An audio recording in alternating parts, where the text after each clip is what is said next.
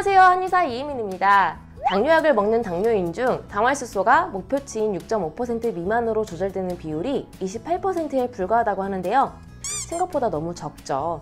여러분, 아무리 노력해도 혈당이 이토록 잘 안 잡히는 이유가 무엇일까요? 무언가 놓치고 있는 건 아닐까요? 오늘 그 답을 인슐린 저항성에서 찾아볼까 합니다. 당뇨는 인슐린 저항성 때문이라고 하니 인슐린 저항성 검사도 하고 개선하려고 노력도 한다면 당뇨 극복에 많은 도움이 될 텐데요. 자세히 설명할 테니 끝까지 집중해주세요.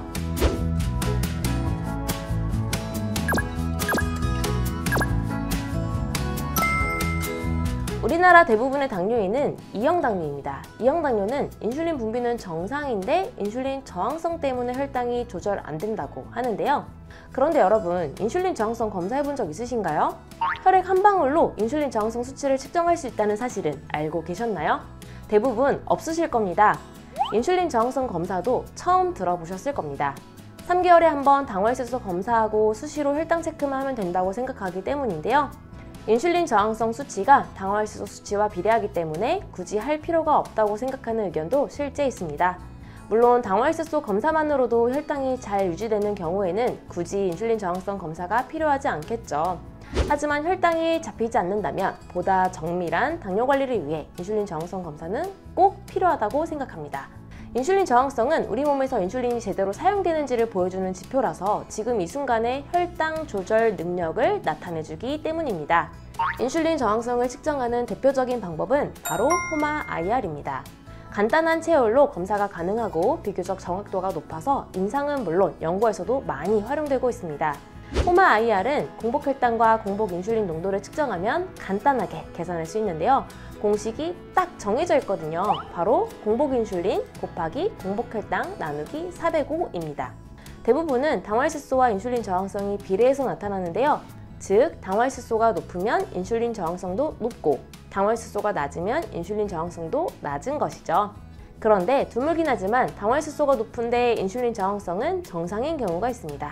이는 생활관리만 잘한다면 곧 당활수소가 낮아질 수 있음을 의미합니다. 당뇨 관리가 잘 되고 있는 경우죠. 반대로 당활수소는 정상인데 인슐린 저항성이 높은 경우가 있는데요. 이는 앞으로 당뇨가 심해질 수 있는 상황입니다. 따라서 인슐린 저항성을 정상화하기 위한 노력이 필요한 거죠.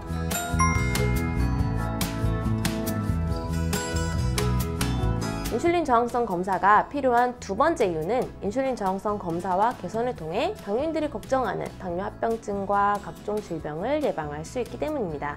인슐린 저항성이 증가하면 고인슐린 혈증으로 이어져 혈액을 탁하게 하여 염증을 유발하고 각종 당뇨 합병증을 유발하게 됩니다. 또한 셀룰라이트가 증가하여 피하 조직이 울퉁불퉁하게 뭉치게 됩니다. 인슐린 저항성이 증가하면 혈관의 내치 조직이 점차 두꺼워져 고혈압이 생기기 쉽고 지방세포에서 떨어져 나온 유리지방산이 혈액으로 들어가 고지혈증도 생기기 쉽습니다. 또한 인슐린 저항성이 높아지면 아밀로이드 베타를 축적하고 타우 단백질의 과인산화를 유발해 치매 위험이 높아지고요. 마지막으로 인슐린 저항성이 증가하면 종양물질이 사멸되지 않고 증식되기 때문에 각종 암 위험이 높아집니다. 따라서 당뇨합병증 위험을 줄이고 여러 질병으로부터 건강을 지키고 싶은 당뇨인이라면 인슐린 저항성을 반드시 측정하시는 게 좋겠습니다. 당뇨스쿨 의료진들은 당뇨 진료를 할 때 첫 내원 시 인슐린 저항성을 측정하고 3개월마다 추적 검사를 하며 한약 치료를 하고 있는데요. 실제 임상에서 인슐린 저항성 검사를 통해 당뇨를 효과적으로 관리했던 사례를 말씀드리겠습니다. 당활수소가 8.5%에 인슐린 저항성이 7.4가 나왔던 정땡땡님의 경우 6개월 한약 치료를 통해 당활수소는 7%로 낮아졌고 인슐린 저항성도 2.8까지 낮아졌습니다. 인슐린 저항성 수치가 2.5보다 높으면 인슐린 저항성이 있는 상태이기 때문에 정땡땡님의 경우 당활수소가 향후 다시 오를 수 있는 상황입니다. 당활수소는 7%로 많이 낮아졌지만 인슐린 저항성은 2.8로 아직 높은 편이라 한약 치료를 지속했고 결국 인슐린 저항성이 정상 범위까지 낮아졌습니다. 또 다른 사례인데요. 당뇨 전 단계인 상태로 내원하신 임땡땡님의 경우 당활수소는 5.9%라서 아직은 전 단계 상태이지만 인슐린 저항성은 2.7로 의외로 높았습니다. 이 경우에는 혈당은 아직 괜찮은 편이지만 인슐린 저항성이 높아 향후 당활수소가 훨씬 많이 높아질 수 있는데요. 당활수소는 전 단계 수준이었지만 인슐린 저항성 수치가 높아 치료를 시작하였고 현재 인슐린 저항성과 당활수소 모두 정상 범위까지 낮아진 상황입니다. 이처럼 당화혈색소뿐만 아니라 인슐린 저항성까지 낮추게 되면 다시 당화혈색소가 높아질 수 있는 위험도 낮출 수 있고, 합병증, 고혈압, 고지혈증, 치매, 암과 같은 인슐린 저항성과 관련한 여러 질병 위험 또한 낮출 수 있습니다.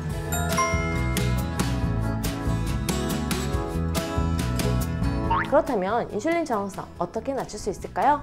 바로 한의학적 치료를 권해드립니다. 한약재 중에서는 후박, 목향, 온나무 등이 인슐린 저항성을 개선했다는 연구 결과가 있고요. 침치료 중에서는 전침 치료를 했더니 인슐린 저항성이 개선됐다는 연구 결과도 있습니다. 인슐린이 제대로 쓰이지 못하는 상태를 인슐린 저항성이라고 하는데, 한의학적 치료 자체가 몸의 문제를 찾아 근본 원인을 해결하는 의학이기 때문에 인슐린이 다시 제대로 쓰일 수 있는 몸 상태를 만드는 데 강점이 있다고 생각합니다.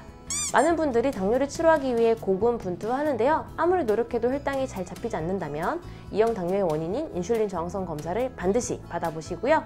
필요하다면 인슐린 저항성 개선에 도움을 주는 한의학적 치료도 받아보시길 바랍니다.